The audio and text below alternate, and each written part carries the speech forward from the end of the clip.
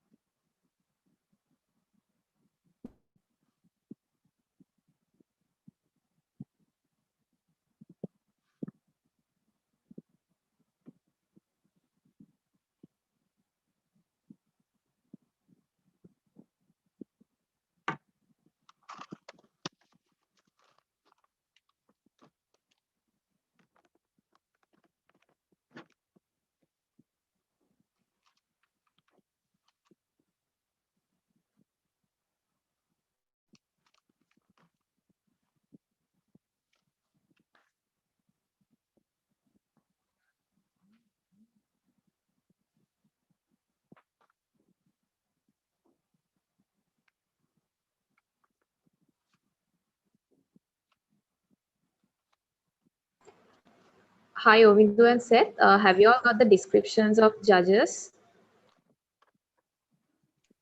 Yeah, okay.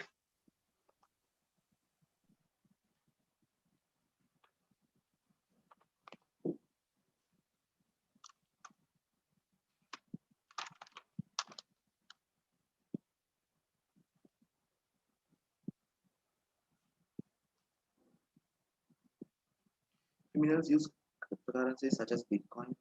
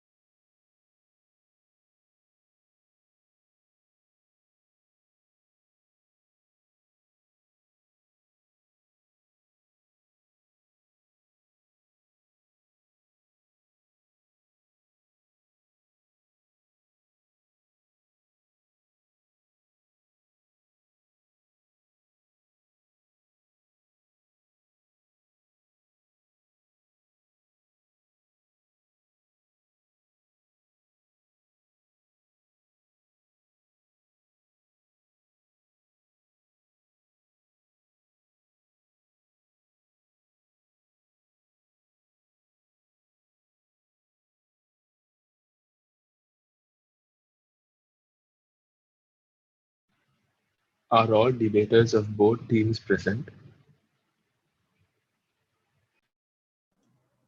On behalf of Zahira College, all of us are here.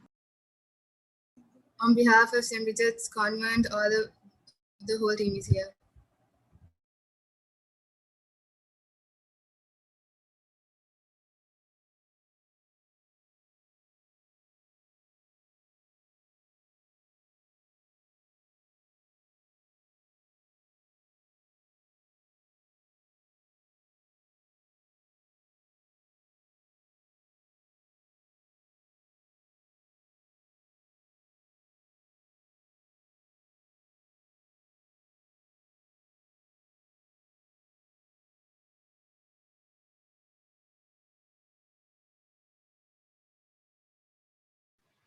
Good afternoon, everyone. We will now be commencing the debate. Our judges for today will be Dimitri Vijaysinger, who is a lawyer and the current local legal advisor for a non-governmental organization. Our second judge is Duangi Gunawardana, who is a lawyer and management accountant. Our third judge is Nandagulam R. Ruran, who is a student in Sri Lankan Law College. The motion for today's debate is this House believes that the use of cryptocurrency should be banned. This motion will be proposed by the team of Zahira College and opposed by the team of St.Bridget's Convent. We kindly request all debaters to stick to the allocated time of 8 minutes. All debaters must have their video turned on throughout the debate. You may now start. Thank you.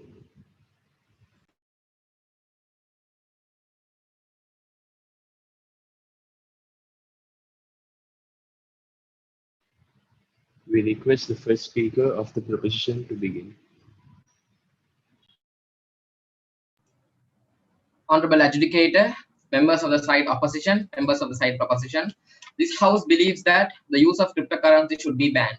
What is cryptocurrency? Cryptocurrency is a medium of exchange that is digital, decentralized, and there is no central authority that manages or maintains cryptocurrency. One of the fundamental things we expect from a currency is that it should have common acceptance. But in cryptocurrency, do we have common acceptance? Obviously not. Then how can we categorize this as a currency in the first place? Moving on to my arguments, the negative economical impact made by cryptocurrency, tax evasion. The government cannot trace, cannot track the cryptocurrency transactions. As such, the government tax revenue comes down. Tax is one of the major sources of income for the government, which manages its expenditures such as providing free health service, free education, national defense, flood relief program, subsidizing farmers, providing scholarship to students. Each and every one of these transactions are done through the tax revenue, and even paying installments of foreign debt to foreign nations is done by the tax revenue. And if that tax revenue is challenged, how can we manage? Even now, we are struggling to manage our domestic expenditure and pay off foreign debts. At this critical point, can we really afford to lose the tax revenue of the government? The already fragile economy will be pushed into a further devastating position, and the banking system would be threatened. Even then, even now, Central Bank of Sri Lanka uses the commercial banks to regulate the monetary policy in the nation. And when a cryptocurrency transaction takes place, it's a peer-to-peer transaction. The banking system is not involved.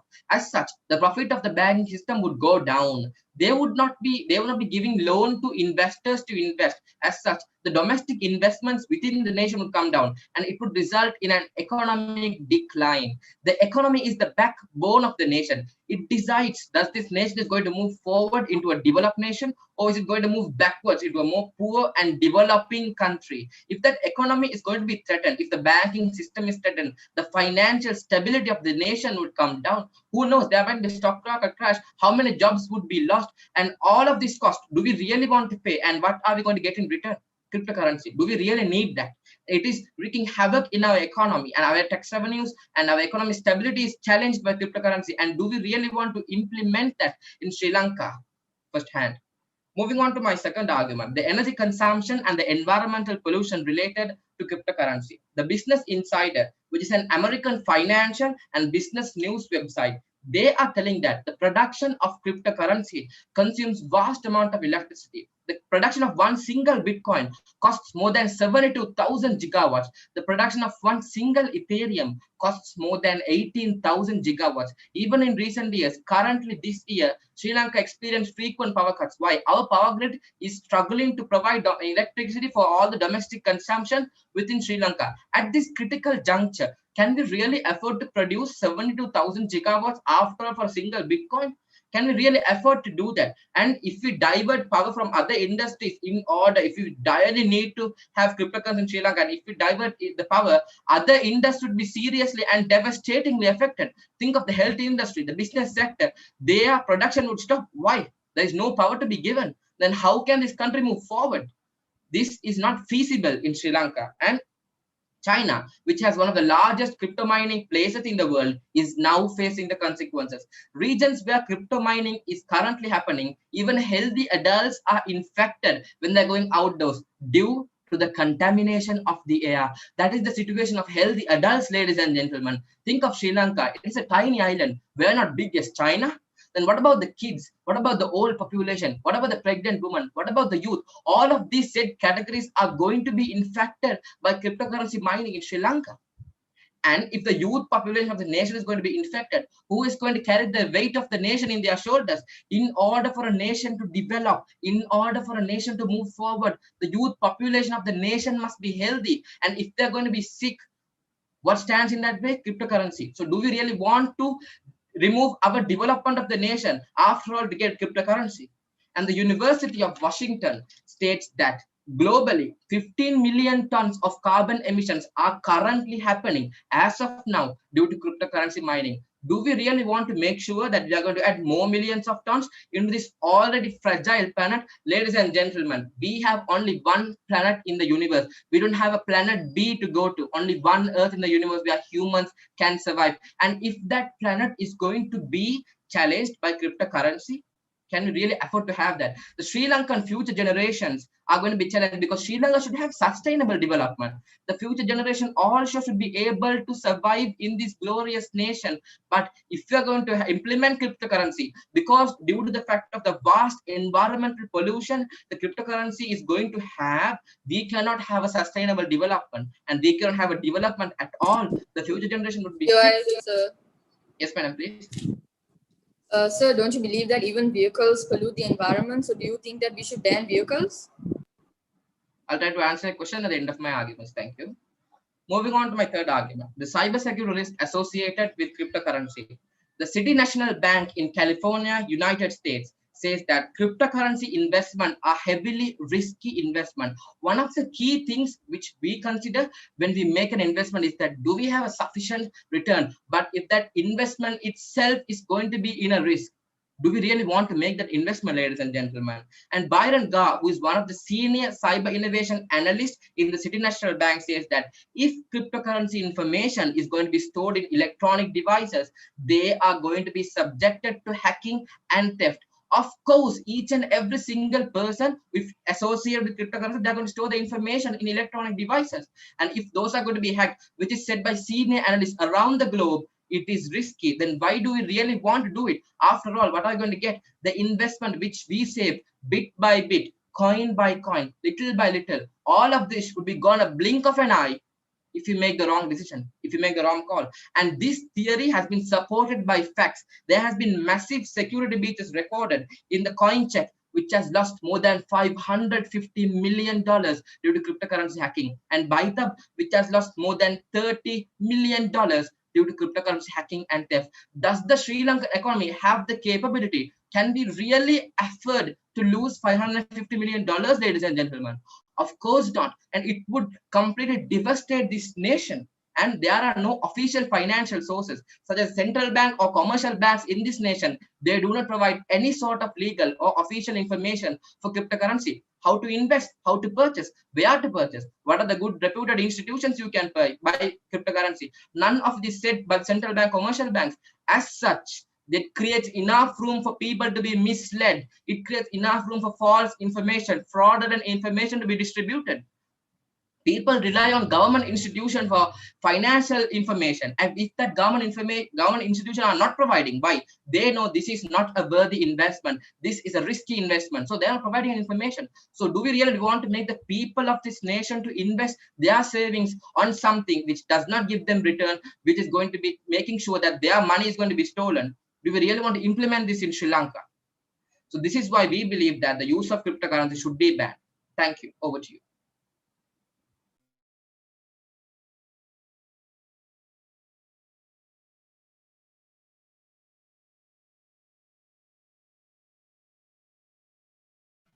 We request the first speaker of the opposition to begin.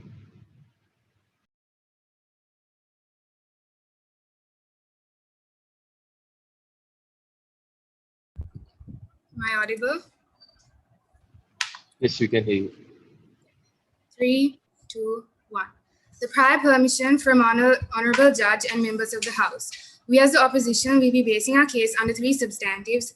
I as the first speaker will elaborate on the first 2, my second speaker on the last substantive, my third speaker will bring out the flashpoints. So what we don't understand, we fear. What we fear, we judge as evil. What we judge as evil, we attempt to control. And what we cannot control, we attack. The entire case of the proposition was based in the context of Sri Lanka, but we as opposition will be broadening the topic and speaking in terms of other countries as well, because cryptocurrency is not in high use in Sri Lanka itself. So the reason the proposition wants to ban cryptocurrency is because, one thing, they don't understand it, and as a government, they cannot control it. But if the government can take their time to actually understand it and regulate it, it will be an assured asset and a big step towards development. And whereas they stated that it's not helpful in sustainable development. So as the introduction given by the proposition was not enough, I will give a basic brief introduction as to what the motion is today. So cryptocurrency is basically a digital asset used as a medium of exchange, where you can also store digital currencies in a very secure computerized database. And as the proposition mentioned, it's also decentralized. That's what sets it apart from the rest of the other transactions. So how it works is the user has an identity that's called a private key to access his transactions, and all these transactions are saved in a highly secured online ledger, and these transactions are made by verifying identities of both parties. All of this is performed on a complex online algorithm known as a source code, almost impossible to hack, where it alters its source code every 10 minutes. So the stance the opposition will be taking today is that this house should not ban cryptocurrency, but implement it with an indirect regulation. So what is an indirect regulation? So an indirect regulation is where the government would identify financial institutions who deal day-to-day relationships with cryptocurrencies, who are equipped with the knowledge of these technologies, and let these institutions impose and handle legislations provided to them by the government. These legislations will be proposed by the government. These financial institutions will adapt them in a more user-friendly way that will not affect transactions that are happening through cryptocurrency. And countries like Mexico, the Cayman Islands, Bulgaria, and the Czech Republic, according to the Library of Congress, have already implemented this type of indirect regulation. So moving on to my first substantive, that's the indirect regulation of cryptocurrency and its role in abolishing any irregularities. As I mentioned before, I gave a brief introduction as to what indirect regulation is. So what the proposition came and stated today was that we should ban cryptocurrency because it pollutes the environment. So there was a POI asked by my third speaker if vehicles pollute the environment, and if we should ban vehicles as well. And you did not answer that, despite you mentioning that you will answer it. So there lies the question, does the government ban every single thing that can cause a complication? If the government did that, essentially, that would give room for no development at all. So how indirect regulation would terminate all these cons mentioned by the proposition. So first, they mentioned that criminals can use cryptocurrency to facilitate illegal activities. So with the implementation of this indirect regulation, big money transactions will be detected by these financial institutions, and they would have passed regulations to control these transactions. With that being said, for a very long time, criminals have used cash, right, to aid crimes. So does the government ban cash? No, the government doesn't ban cash. But the reason the government is trying to ban cryptocurrencies is because they don't understand it. And they're called criminals because they break the law. So will a ban essentially work? No, it won't. I will be further elaborating that on my next substantive. That's why we shouldn't ban cryptocurrency, but rather regulate it. They also mentioned that there may be many problems achieving true decentralization of control. So with indirect regulation, this will ensure secured and outright, this will ensure the security of this decentralization. So then the banking systems will have an influence, but not direct control. That is why the people are investing in these transactions today as well. And they also stated that domestic investments will come down. So it won't come down because the people who are using cryptocurrency can increase their domestic investments by purchasing, putting their products on sale on these platforms. And they said that jobs will be lost. I will be tackling that in my next substantive, and that this would be a step backwards, whereas it's not a step backwards but a step forwards. They also mentioned that fraudsters can take advantage and scamming can they can be hacked, but any system can be manipulated, right? And a band won't control that. But what the government can do is indirectly regulate it. And these complex algorithms known as blockchains, they are used to create this platform, and they're nearly impossible to hack. And especially by the implementation of indirect regulations, these transactions will be under surveillance, so it will be impossible to hack. That's why we shouldn't ban it but rather regulate it. And they also said that it's heavily risky, so we go by the basis that high risk attains high reward. So as I mentioned, these above transactions will be regulated, and most of these cryptocurrencies are also not terribly secretive. With that being said, day-to-day users should be able to maintain their secrecy as well. With my second speaker will be mentioning that, but an outright ban would eliminate all potential users. That's why we should regulate it rather than ban it. Moving on to my second substantive, that's the disastrous consequences that arise from an outright ban. So as to why an outright ban would not be feasible, I'll give you 5 reasons. The banning cryptocurrency is like choosing to opt out of something inevitable, because this is like the internet. When the internet was first introduced, it was considered a fad. Many critics say that it will go after a while. But after this Bitcoin, the first initial cryptocurrency, was also introduced, people said it was a fad, but now you can see that it's widely used and being advocated by many smart investors like Bill Gates themselves. And another reason as to why it's infeasible is because banning will increase the misuse. Because once you ban it in your country, the people who has been using it will sell it to people outside your borders. So sell it to parties like Hawala agents. That's a cross-border wealth transfer system depending on money laundering and theft. So an outright ban would not essentially solve this issue. So even if the law, and another reason is that even if the law detects use in cryptocurrency, they will not be able to sentence these people to any court proceedings, because these transactions are not retraceable. Another reason is banning cryptocurrencies means you have to heavily restrict the internet itself, because these the internet is what we rely on in today's day-to-day activities, and we cannot ban the internet as well. With that,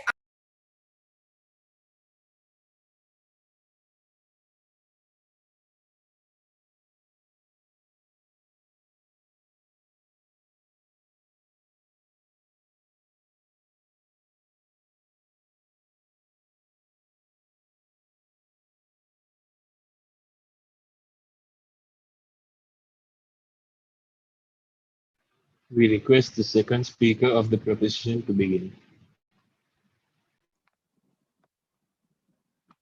Honorable Adjudicator, side proposition and side opposition. The motion for today is this House believes that the use of cryptocurrency should be banned.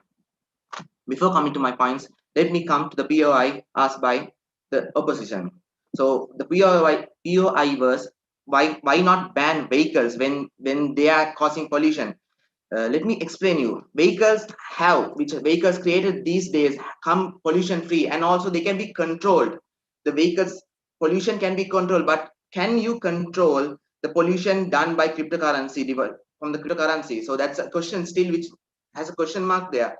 And also to the rebuttals, how can you assure that it has a method of payment when the value of cryptocurrencies fluctuates? It was mentioned that it is a method of payment, but the value of it fluctuates within hours. So it can be $100 now, and the next hour it can be $1,000. And also that you mentioned that the cryptocurrency can be tracked by the government, but where is the authenticity that this can be tracked by the government? And you mentioned the opposing team mentioned continuously impossible to hack, and unable to hack. But last year, the blockchain of Ethereum was under attack. The attackers had gained access to more than half of the computer's power, according to a MIT report. And in 2017, hackers have been able to steal more than $2 billion worth of cryptocurrencies, mostly from exchanges, according to the MIT report. And also there is no perfect way to prevent technical glitches, human errors or hacking. They are susceptible to error and hacking. And prevention strategies and mitigation technologies are not strong to tackle this problem. The only way to deal with this is making cryptocurrency banned or making it illegal. And also criminals use cryptocurrencies such as bitcoins for various purposes: laundering dirty money, scamming victims out of funds, defrauding investors, monitoring ransomware, or buying illicit goods. For years, reports have also suggested that the well-known terrorist organizations such as ISIS or Al-Qaeda was using cryptocurrencies to produce funding. And also, the structural fundamentals of cryptocurrencies make it very easy to facilitate crime with legitimate flows making illegal flows. It is very easy for criminals to launder money through cryptocurrencies, according to a TNW article. And also cryptocurrencies is one of the largest unregulated markets in the world. And according to the review of financial studies, according $76 billion of illegal activity per year involve bitcoins and other cryptocurrencies, which is close to the scale of US and European market for illegal activities. So within a year, if it is 76 billion US dollars, just imagine for the next 10 years, how much will there be an illegal activity rise of using these cryptocurrencies. So for the next 10 years, it can reach, accordingly, it could reach to trillions of dollars of illegal activities. So is there an option whether we can stop these illegal activities? Because this is all under the carpet. No government intervention, no bank intervention, or no federal units or no law enforcement units can intervene in the cryptocurrency. So how can you assure that this crime rate, the amount of crime, which is 76 billion US dollars, will not be yes, please.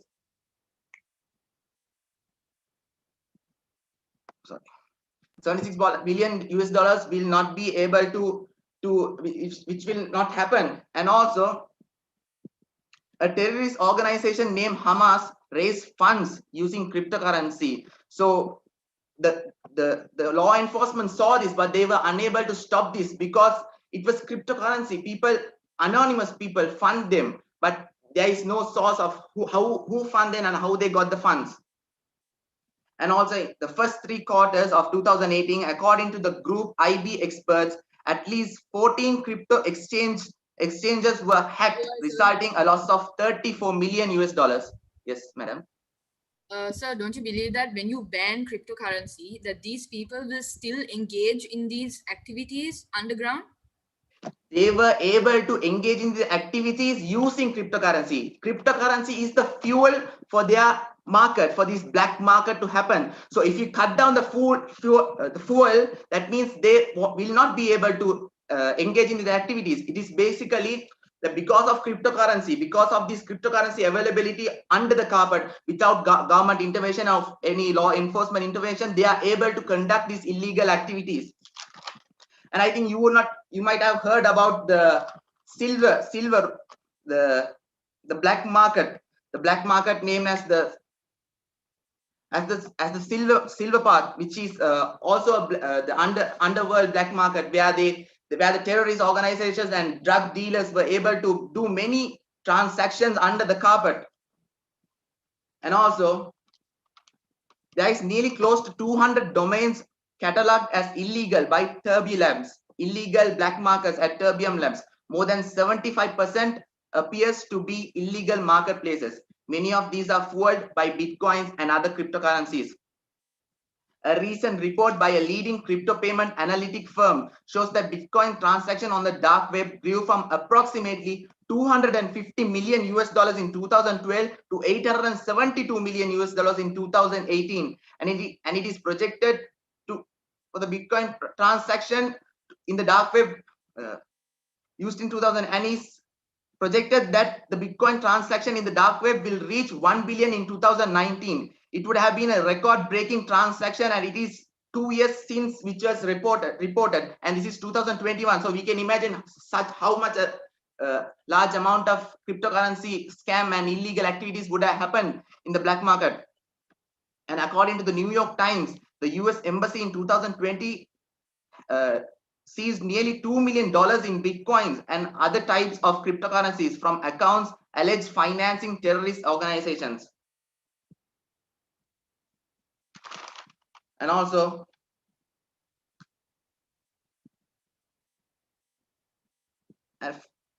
and there's a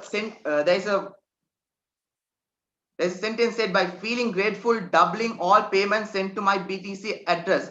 You send $1,000, I send back 2,000 only. Doing this for the next 30 minutes was a hacking message laid on billionaires such as Elon Musk and Bill Gates. So how can you assure that this will not happen if this is led to, if the cryptocurrency is led to happen? So I believe this house believes that cryptocurrency should be banned. Over to you.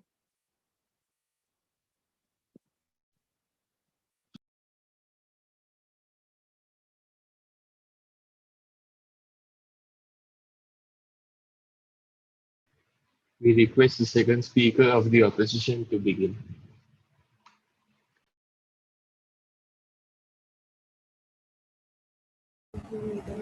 Am I audible? Can you start the hand? One, I will be starting in 1, 2, 3. Prior permission from Honorable Judge, my timekeeper, members of the opposing team, and my fellow members. I, as the second speaker, will be rebutting any and all points brought out by the opposing team and elaborating the last substantive.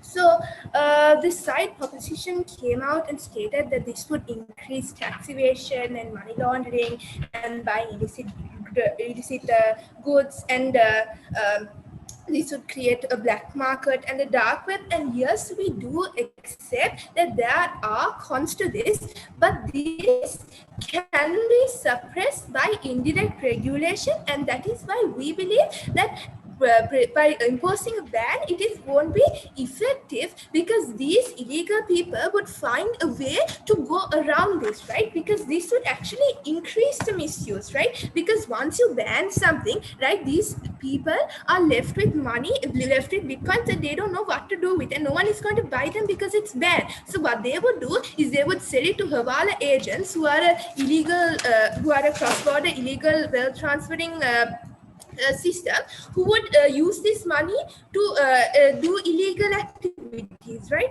So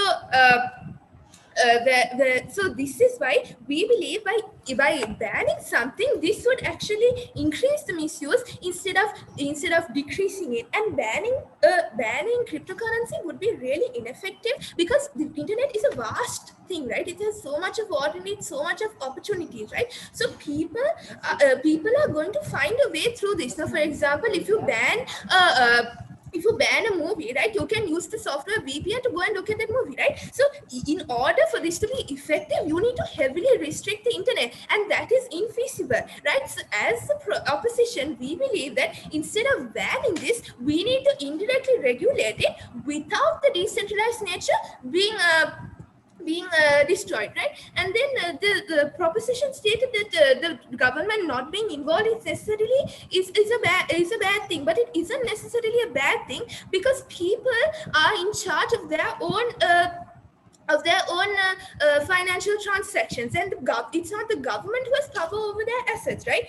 And then they stated that it would be a heavy risk and this can be hacked, right? My first speaker clearly stated that it uses blockchain technology, right? And this is complex algorithms, for example, the SHA-625, right? And so it's really impossible to hack, denied with, sir.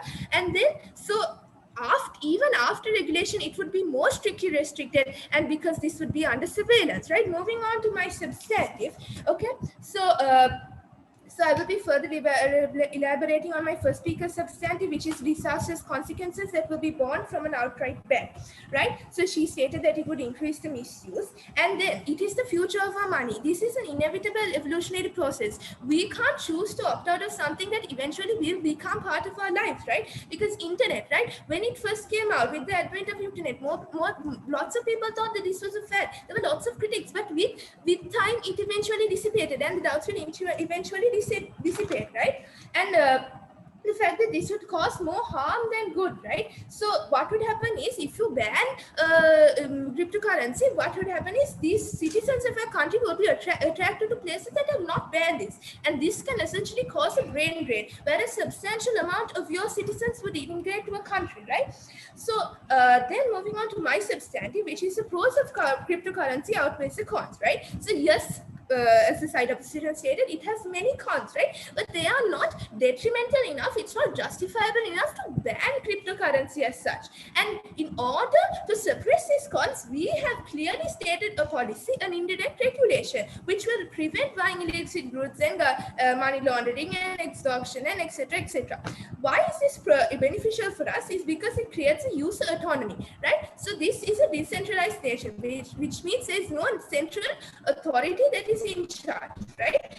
So there's a ledger, and this ledger is updated by the public, maintained by the public. There is no government manipulation or no third party which exercises power over the assets of these people, right? And this, by giving the government control, it can actually alter these financial records. And this may seem far-fetched, but I have proof, because in the 2008 financial crisis, right, in USA, suddenly overnight, financial institutions were equipped with trillions and billions of dollars, and the millions of American householders were owing more on their mortgages for houses, right? So these governments can tamper with these financial records, and that is why we believe that as people, we need to be in charge of our financial records, and that is why decentralization is good. And then it would create a strong security. So this opposes your whole argument about hackers and all that, right?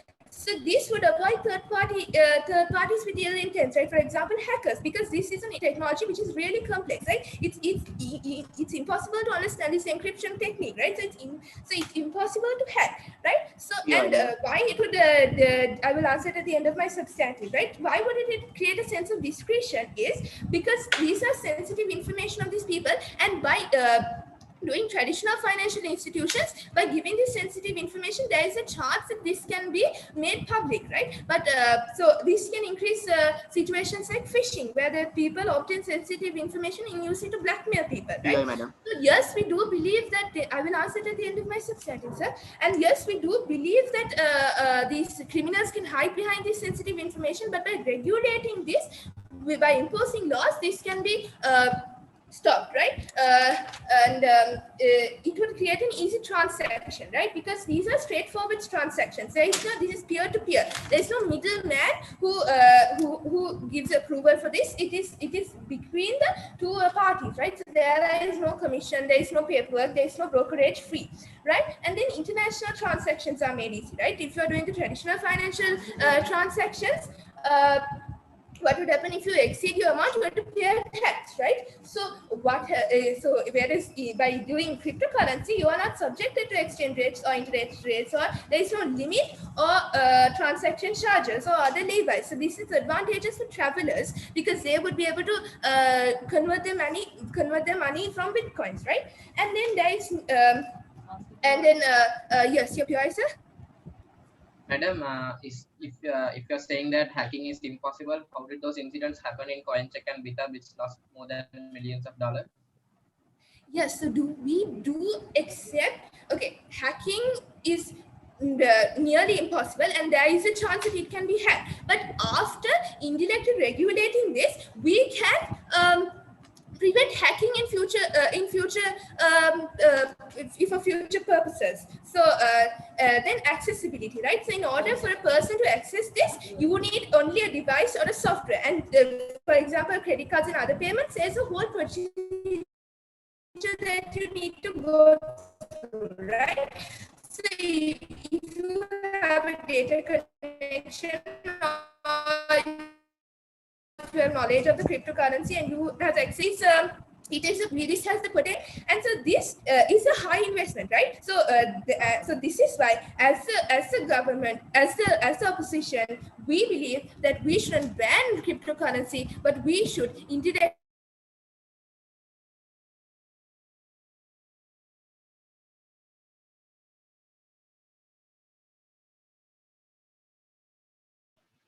We request the third speaker of the proposition to begin.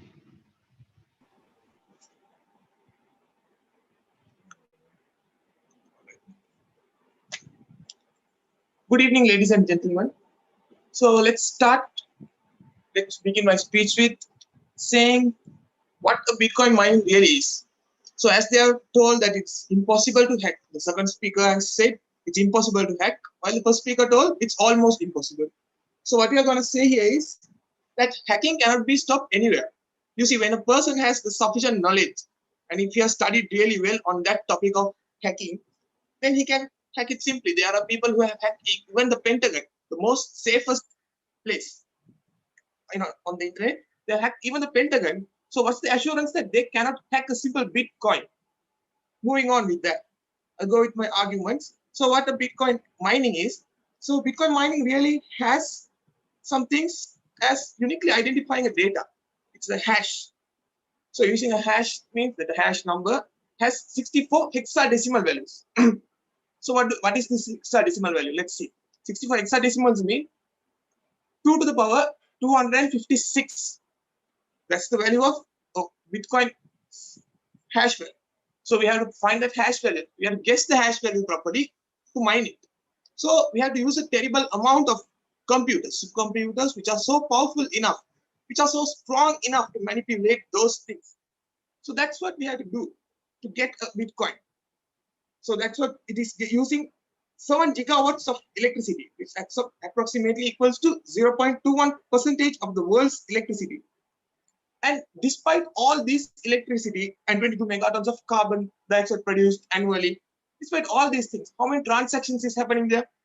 Around 100 million transactions take place with these cryptocurrencies altogether combined. While there are more than 5,000 more transactions taking place with the local banks, international banks all around the globe. So if you think that all these megatons of carbon dioxide is okay, it's okay if we produce this much, so why these banks? These banks are giving us enough incentives. Nowadays, the bank is more faster, more reliable, and we have enough transaction facilities. And we also have what we have done, all the records are there in the bank. So the criminals won't be intersecting anything. And also, a popular site providing explicit videos have recently shifted to Dogecoin, kind of cryptocurrency. Yes, please. Sir, so you believe that there won't be any way in which the government can make a law that will stop hacking? Of course not. If you think so, as the opposition has said, they had already told that criminals will be using Bitcoin even though we ban it. If you all are coming with that point, the criminals are using even though we ban it. So how can a criminal not hack anything if the government has a law? They can simply break it. Actually, hacking is much more easier than saying what you have done. So moving on with my argument. All right. And there's also a high risk in investing in cryptocurrency. Just a sec. There's a high risk in investing in cryptocurrency. And also, I've told it that is a secure database. Okay, you have both the speakers have told about the hacking as a main stuff, and we have broke it successfully here. And also, once the Bitcoin is banned, we won't be able to, if everyone bans it around the globe, we won't be able to send a transaction through a Bitcoin. You know why? Because the value will be reaching to zero at once. If everyone starts banning it, the value will be reaching zero and no one will be able to do transactions using the dark web. That's why we are banning it. Also, government intervention is very necessary in transactions. You see, as you have said, the opposition has stated that the criminals have used money, and they have used money previously, and now they are using Bitcoins. So what's the difference? You see, when we use money with a criminal, so that money's serial number can be used. If we use eCash, the bank's account number can be used to track that criminal and trace them down. There are enough of incidents to prove this from the very early age to now. But using a Bitcoin transaction, do you think that you can track a person who has paid, who has got enough of their money to the account? No, you can never trace that. Moving on. Now the cryptocurrencies, there are many cryptocurrencies, there are 4,000 cryptocurrencies. And around that, there are around important cryptocurrencies spoken here. And when we speak of crypto, all rich people, you say, there are some rich people who support Bitcoins. But apart from them, there is a person. When you speak of a investor. There's a main investor in the world who everyone speaks of. The investor who has shares in almost the top companies, who has guessed properly many different kinds of things. Warren Buffett. He has repeatedly criticized Bitcoins and other cryptocurrencies as risky and worthless. Exact saying to be, he has said that I can say almost with certainty that they will come to a bad ending. So this person, this kind of a great investor, why did he say that? Because he knew what it really was. And so on. We see, we can cite all this stuff. I wanted to tell something else. Explicit video website, it was mentioned in BBC. They told that the Visa and MasterCard payments, they have disallowed usage of card payment for that website. So they are using Dogecoin so that anyone won't be able to find out who made the payments to whom. Yes, please. Sir, so by banning it, if they still involve in this cryptocurrency, don't you think there's actually no point in banning it, because they will anyway do cryptocurrency, right? No way. You see, when we ban stuff, when everyone together bans it, the value of cryptocurrency will be like, it will reach zero. So using cryptocurrency will be like playing toys. Even though you have hundreds of cryptocurrencies, the value is zero. It's like playing with plastic toys with the friends, just like that. So what we are here is, and also the Guardian.com has stated that investing in cryptocurrencies involve a very high risk with investors' money, and they should be prepared to lose all their money. So this kind of a website, okay, that's a very trusted site. Even they are telling all this stuff here for us. So last year, when you see the electric productivity has increased to 1%. Before that, it was 0.21%, and it was increased to 1% as per the BBC News. And we can say that all these stuffs are enough to prove, all these sites, all this proof is enough to prove that cryptocurrency should be banned, not only in Sri Lanka, all around the globe, so that there will be a proper centralized system of using cash, and the economy of the countries would be stable, and there will be very less crimes happening around the world. Thank you.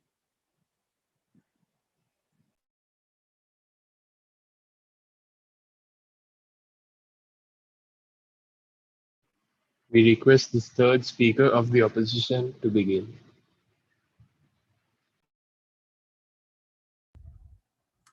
Can you hear me? Yes, we can hear you. With prior permission from honorable judges, timekeeper, members of the proposing team, and my fellow members, I as the third speaker will bring out the clash points of team opposition and move on to my clash points right now. My first one being harms versus benefits, and my second clash point being banning versus regulating. Moving to the case of proposition. The case of proposition today was basically how these systems can be hacked and how it causes environmental pollution. And due to these two main reasons, we should ban cryptocurrency. They gave us multiple examples on how it has been hacked, and they gave us multiple examples on how the environment has been polluted. Now, we as the opposition, what we stated was, yes, these things do happen. But what we as the opposition are saying is that they are not valuable enough for us to ban it, right? Because these two issues can be solved, and we gave them also solutions on how they can be solved, right? So now moving to my first clash point. See, but their first argument was that currency, everyone should have the same currency, that currency is a common thing. That is what the first speaker stated. But why? They didn't state us why. They didn't state as to why everyone should have a common currency. They stated there are multiple types of currencies in Bitcoin, but there should only be one, but they didn't state us why. So we believe that that argument doesn't stand. Then they stated that the government cannot trace the user, and there will also be tax deterioration. Now, this is an actual problem, right? But like we as the opposition stated, right, if you impose laws, if you impose certain policies, right, they can actually stop this, right? You don't have to ban it for these things to be stopped, right? Because it won't actually be stopped, and I'll be coming to that later in my speech, right? So like I stated, if you regulate it through these financial institutions who actually deal with cryptocurrency, right, who convert cash into cryptocurrency, they will know how these regulations work, and they will inform the government. They will advise the government on how to ban, on how to regulate these cryptocurrencies, and based on that the government will regulate them, right? So we are stating that the government has actually the power to regulate it in a certain way, right? Because if the government says that they cannot regulate it at all, it shows the inefficiency of the government, and we as a opposition don't want an inefficient government in ruling the country, right? So moving to their next argument, what they stated was that the bank systems are not involved and that they don't get the economy, they don't get the income, and therefore the economy will deteriorate. See, what we as the opposition are stating is that, you see, these banks, right, they aren't involved, right? But once they engage in regulation, they will get involved indirectly, right? So then that is a more better option, because you're getting somewhat of an economy through regulation, and therefore we go for regulation and not banning. Their next point, right, what they stated was that it pollutes the environment, that it pollutes the air, and that so many youth get sick, right? Now regarding this, I asked in a POI regarding cars, because cars produce more fumes, more fuel, more pollution, right? And the answer to that was from the second speaker. He stated that these can be regulated. There are cars that don't pollute the environment. Now this is the same thing they are saying to use to cryptocurrency, right? If the government can invent a car that can't pollute the environment, the government can invent machines to invent cryptocurrency that cannot pollute the environment. Now this is what we consider as indirect regulation. Instead of banning, we can use these methods. And the second speaker of proposition gave us that answer. Now moving to the their next argument, that Sri Lanka should have a sustainable development, right? Now my first speaker rebutted that. If we actually ban this, right, we are saying that other things that also cause harm to the country should be banned. So cash should be banned. So vehicles should be banned. Then other things like guns should be banned. See, all of these things, they cause potential harms to the environment, to people, to all sorts of things. So what the government does is, the government imposes laws saying you can't use this thing for this sort of thing, and you can't use this weapon for these things. So using these laws, the people are able to regulate it, and the government gives a punishment if you don't actually obey these laws. Now the same goes for this, right? If you give a certain punishment, right, saying if they don't do it this way, right, they will get this punishment, and then the other people will get scared. So they will opt to actually go for these laws and obey the laws. Now the government is they're picking the easiest way and banning it, which is not what a responsible government should do, because there are so many solutions, like my first, second, and I are now stating. Now their next argument was that cryptocurrency has a high risk. Now all of us know this, cryptocurrency has a high risk, but the business concept, high risk, high return. The more risk you have, the more return you get.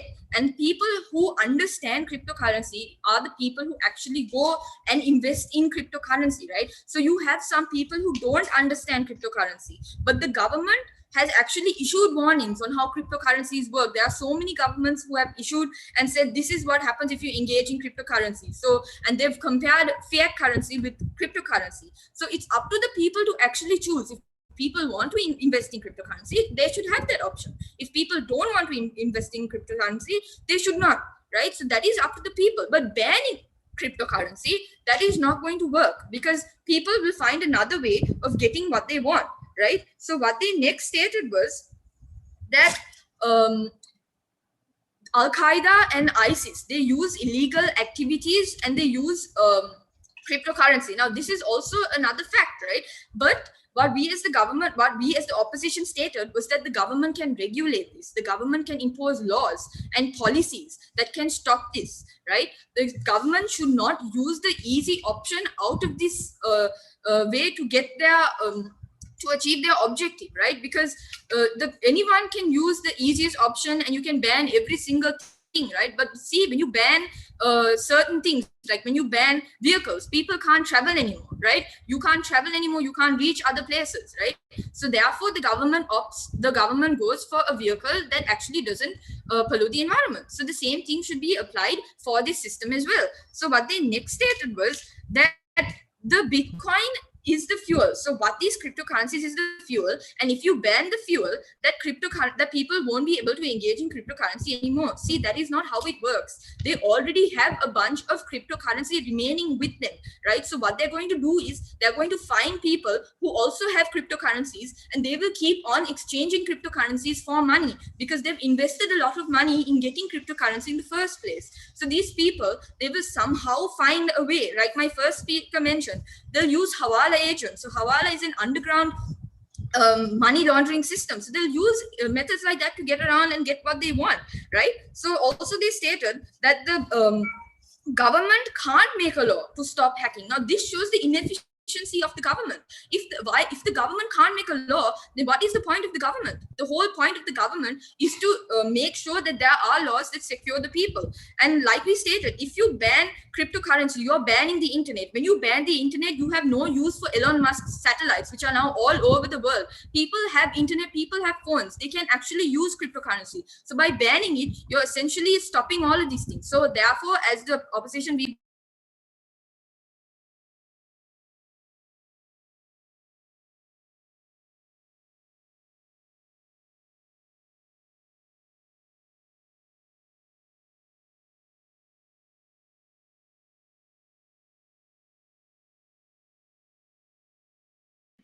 We request the opposition to present their summary.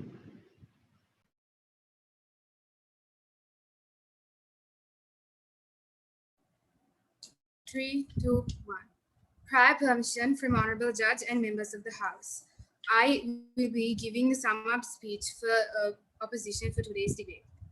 So if you take a look at today's debate, the opposition brought out many points, including that this kind of development is inevitable, and that our second speaker mentioned all the advantages gained by this kind of technology.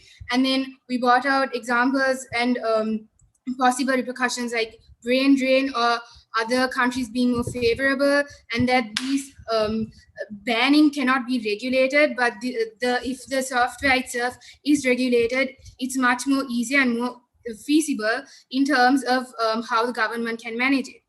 So if you take a look at the proposition's case today, they base their entire case basically on environmental pollution and hacking, which we as an opposition have rebutted throughout the entire debate by the terms that environmental pollution can be controlled and can be regulated by imposing many methods. And we also questioned the proposition on if cars can pollute the environment, and if that can be regulated, why cannot cryptocurrency and the miners and these mines be regulated? And they also brought in hacking, which we also stated that this also can be regulated by laws and policies that can be given out by the government. So the proposition brought out points like the government cannot trace users, and then we rebutted that, saying imposition of policies will eliminate this. They also brought out that bank systems are not involved, and this we rebutted, saying yes, that's the entire reason that people are investing in these cryptocurrencies nowadays, and that they will be involved through indirect regulation. And they also brought in, as I mentioned, environmental pollution, which we also stated that can be regulated, and we can overcome stuff like this. So, and they also state that Sri Lanka should have sustainable development, and we as the opposition highly agree with this statement. That's why we are recommending an indirect regulation on cryptocurrency rather than a complete outright ban, which will not be feasible, whereas a indirect regulation will be feasible, and we give many examples as to why it will be feasible and as to why it won't be feasible. And they also went on the grounds that this is a high risk. So we mentioned that every single development from the past, if you take internet, if you take the introduction of vehicles, we all mentioned that these things came with high risks as well.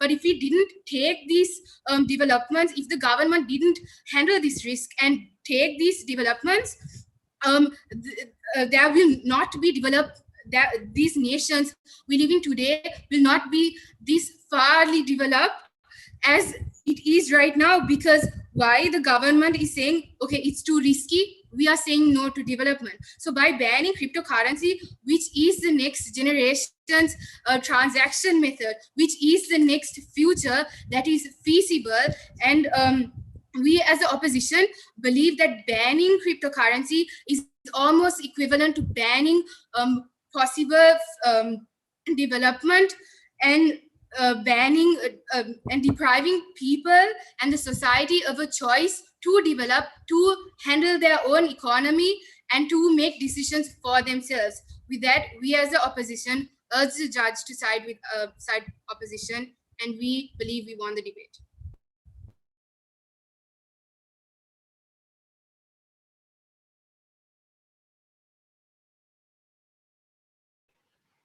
We request the proposition to present the summary.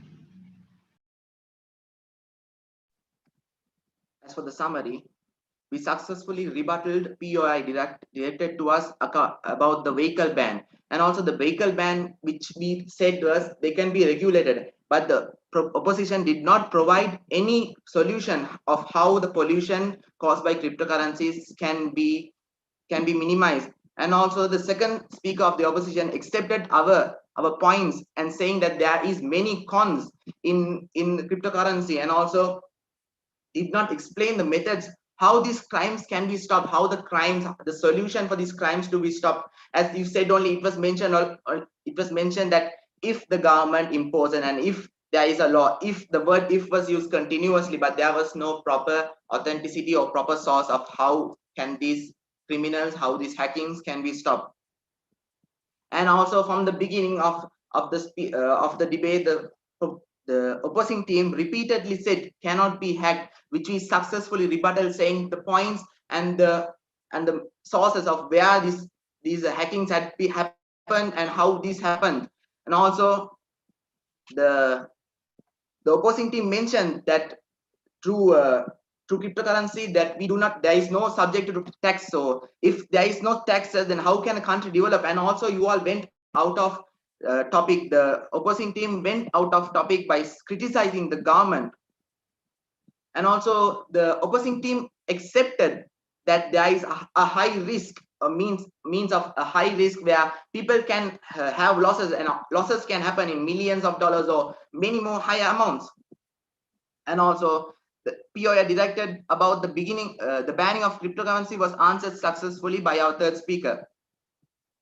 And also there is no proper authenticity or proper solution given to any reasons to why cryptocurrency should be allowed to be in use. And the proposing team, we successfully rebutted saying why cryptocurrency should be banned in all the reasons, to the pollution and also to the criminal activities which are happening, and also the government interventions which the government will not be able to get proper incomes from taxes. And also criminals who use cryptocurrency continue to use it, either if there was a law to which caused them to not use.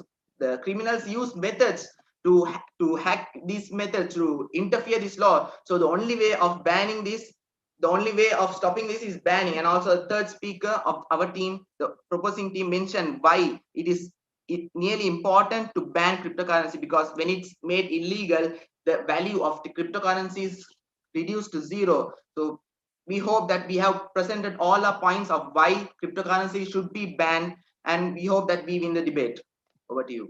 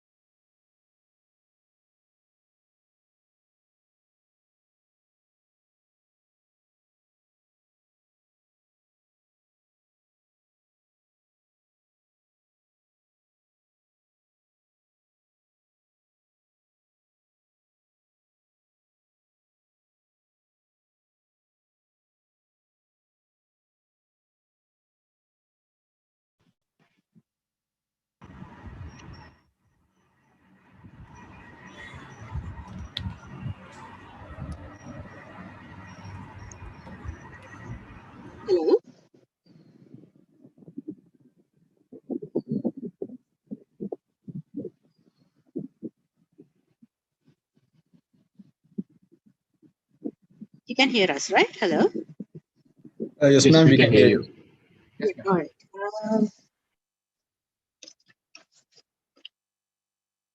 So we would like to give an overall opinion on the debate, and we would like to thank the organizer and the participants as well. You did a good job in terms of school level, and in terms of preparation, it was good. So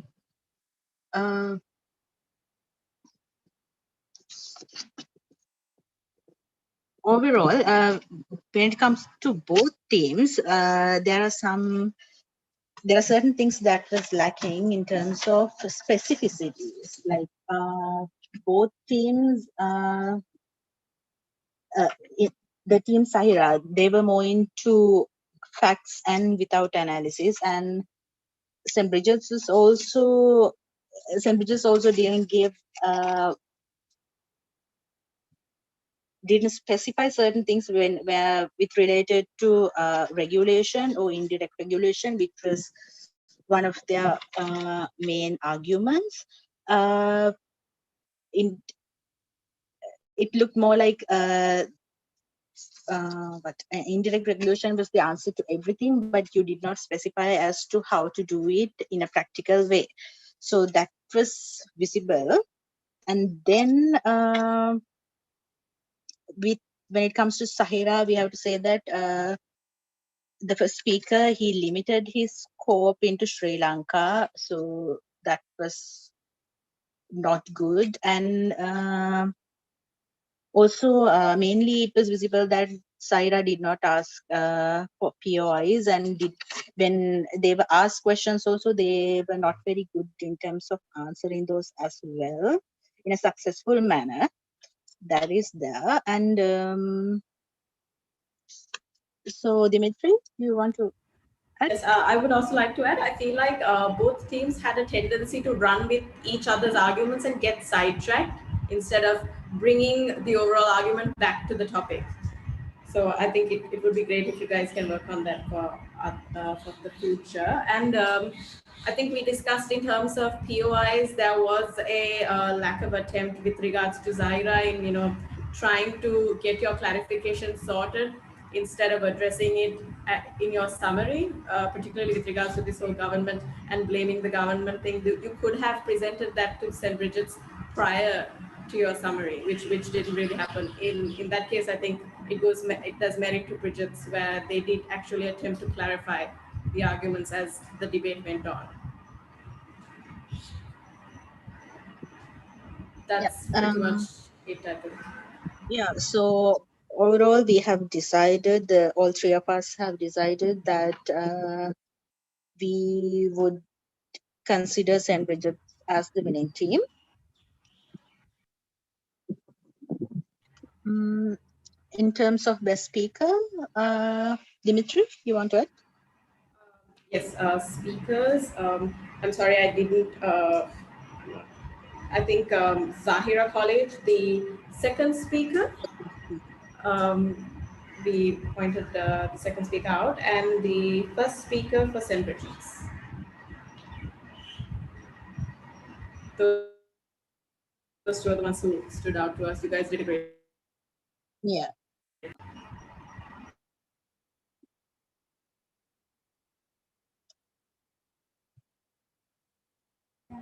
Thank you. Thank you, madam. Thank you, madam.